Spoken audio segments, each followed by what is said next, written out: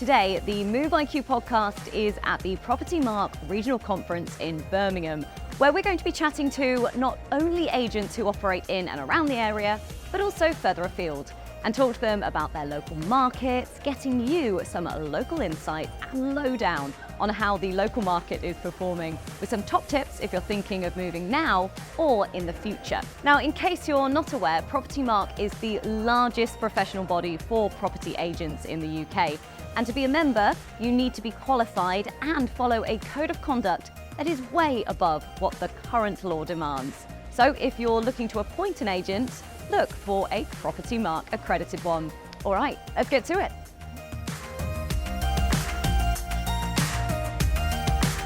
How has the sales market been over the last few months? We're sort of in third gear, really. Okay. You know, it's not first or second, it's not terrible, it's reasonable, the property market, but it is not quite as lively as we'd hope. But we are coming into the best time of the year to sell a property, which is May, June and July. So, God willing, if mortgage rates start coming down, and if the sun comes out and stays out, then we should find it's quite a busy spring and summer. We're seeing a little bit of a stabilisation of rents. So after a period of very, very strong growth, we've sort of starting to touch on a bit of a glass ceiling, and landlords need to be very careful about overpricing, because in the past you could quite easily put a property on the market at 15% over what you were getting before and get it instantly. Right now, there's a little bit more property coming on, still way more demand than supply, but tenants also expect a more premium finish.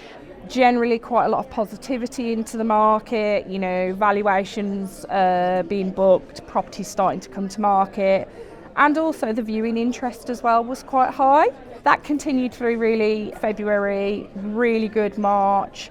We did have Easter holidays, you know, can go one or two ways. It did go the other way. It was quiet over the Easter holidays, and we're just now starting to get back now, building back. Everyone's got back after the holidays, back into the routines, and generally, valuations starting to creep up again, property coming to market, viewing inquiries. We're in a market with reduced supply but increasing tenant demand. We desperately need more properties to fulfil the tenant demand. And as a result, like most supply and demand markets, and like what most agents are seeing up and down the country, is we're seeing rents increase, and really it's an unaffordable rate. I think it's safe to say it's been very buoyant. It's been very busy. We're finding that every time we're listing a property, the number of enquiries that we're getting is so much higher than previously. And even at the higher rent, we're just getting so much interest. We could let every property twice over. Rent levels are at a high, but we are seeing start stabilise for those now. They're not rising as they were, and we are seeing, I think they will level out over the next 12 months, and I don't think we'll see too much movement in those. I think it echoes Phil's message on the podcast, cautious optimism, I would say, cautious optimism. So we've definitely seen an uptick in sales. Sales are probably up about 25-30% on this time last year for the quarter. So we're starting to see a real sort of, hopefully, energy come back into the market in our area. Rental demand at the moment is just fast passing supply. So you're getting quite a few applicants applying for the same property. It does mean there's a bit more onus on agents though to really make sure they're getting the right person, to decide from the difference between the good and the great tenants. But yeah, it's been crazy, as I'm sure everyone else has said today. Yeah. Which is, you know, it's quite nice to see that it is moving again, which is fantastic. But something we have heard a lot of is about landlords selling up. How have you noticed that that's been affecting the market and renters in particular? Well, simple fact is that since the Section 24 of the Finance Act came in, landlords have been forced to sell up, and there are more people selling than buying in many places. Of course, that's pushing rents up. So over the last 3 to 4 years, we've seen rents go up by as much as 40%. Wow. And last year, there were particular areas and specific properties, 1 and 2 bedrooms, that were getting almost as many as 100 inquiries for each new listing. So it's been quite tough for tenants.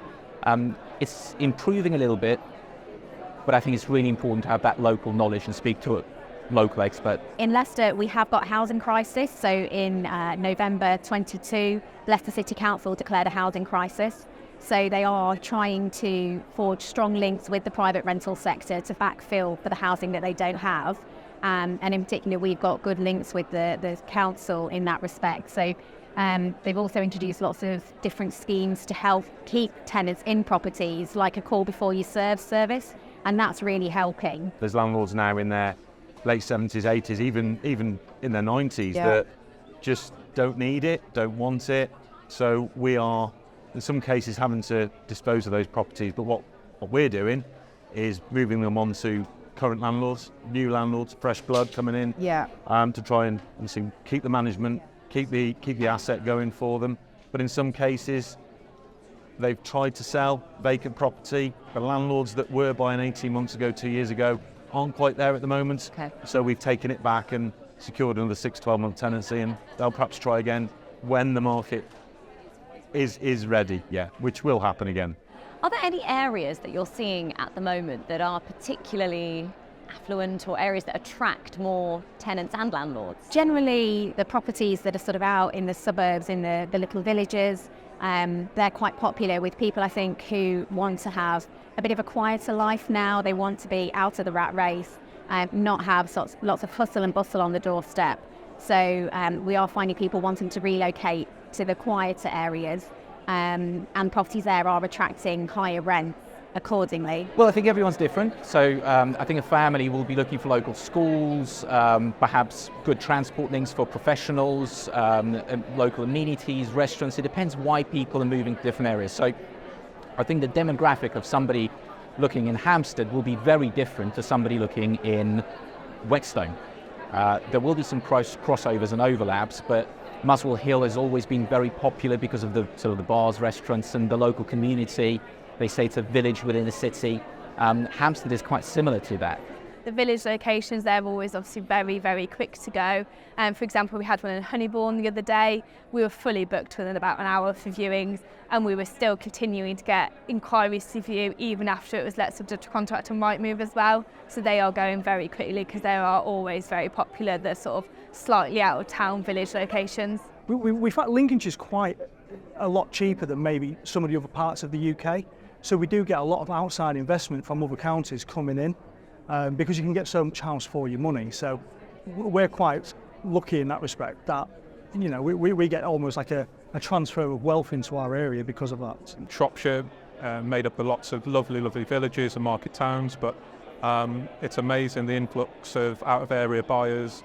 We're very surprised that we put on a beautiful cottage the other day, just over £600,000, and surprising the level of cash buyers that are still there waiting for the right property. So, Again, another really positive thing to be looking out for moving forward.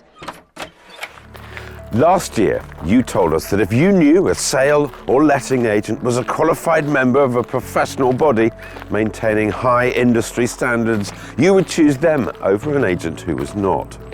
Well, agents who are members of Propertymark are not only regulated, but qualified too. There are currently over 18,000 members right across the UK, all adhering to a strict code of conduct and membership rules. And that is why we at Move IQ endorse what they do. To find your local agent, look for Propertymark and let them know I sent you.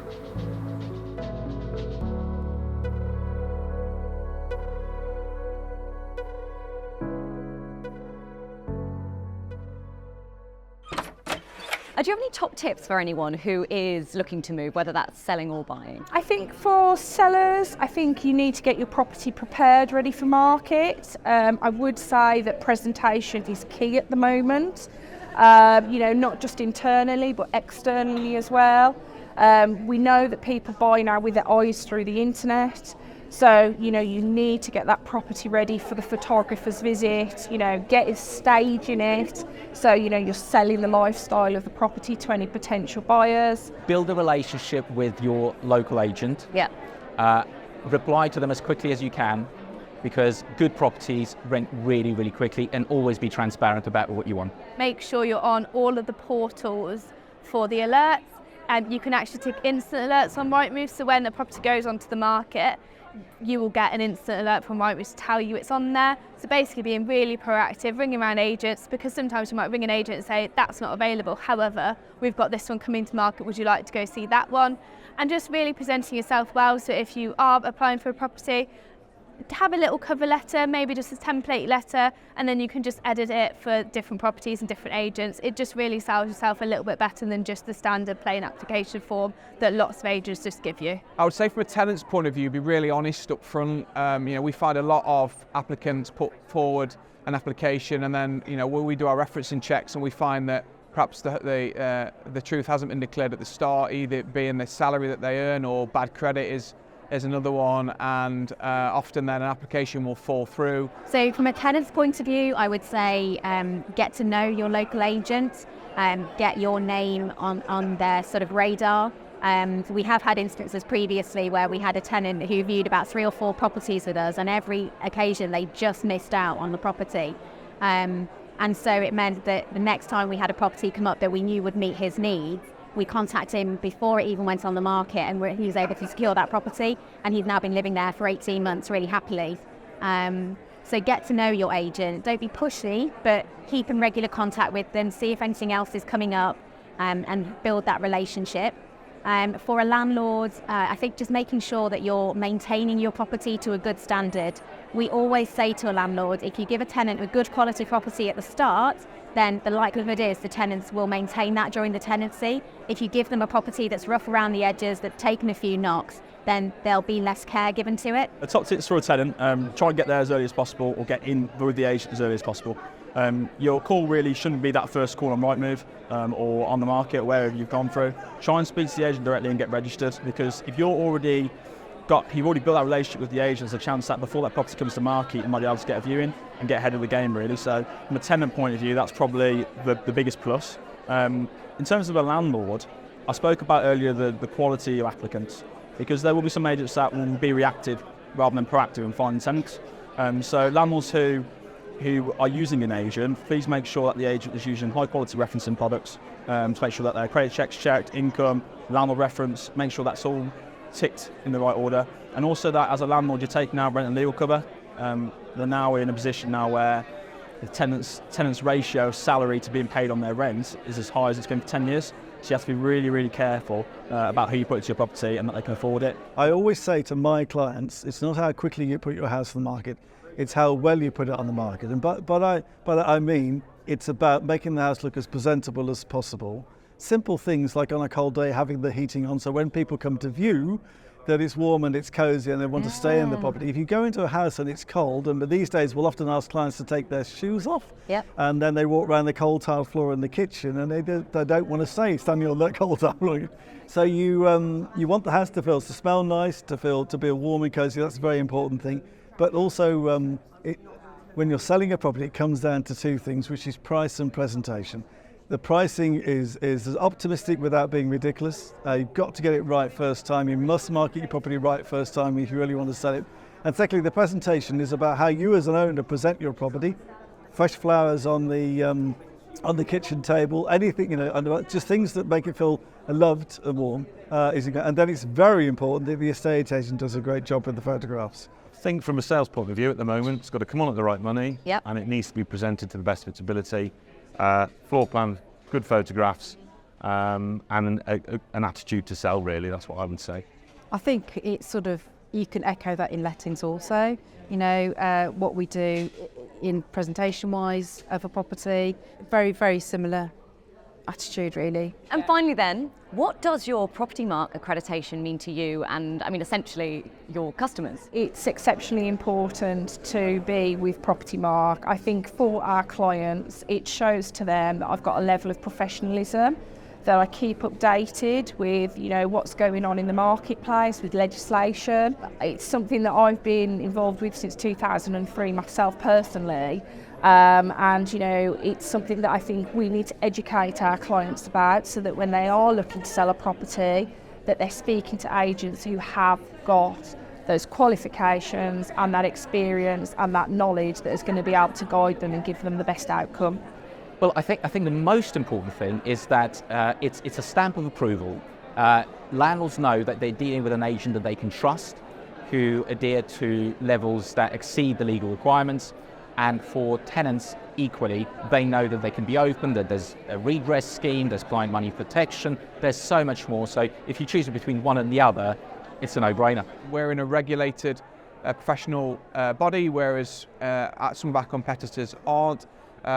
We work to a code of conduct that again is higher. We've got myself and also some colleagues that are professionally qualified. So our clients are getting more from us than perhaps a non-Propertymark member. For me, I've worked in the industry for about 15 years now, and when I started out, I was aware of Propertymark, and it was to me what seemed like the really gold standard, the professional standard for agents, and it was something that I really wanted to do. So when I joined my current agency 8 years ago, it was a condition of my employment with them that they put me through my Propertymark qualifications at level 3, and I completed that and felt that it was so beneficial that I've now gone on to complete my level 4. From the minute you take a call from somebody to going on to the valuation, having Propertymark behind you just demonstrates expertise, and we're all working towards that industry standard that we need to have.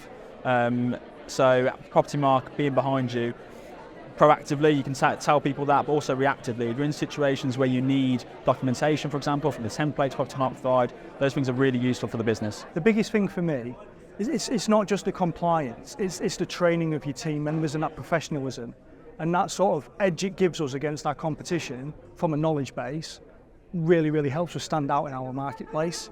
And for me, if anyone's thinking of joining Propertymark, I would say that's one of the biggest sort of unique selling points you can have for it. It's a recognition that we are professionals, that we have accreditation, that we know what we're talking about, and it is building that level of trust.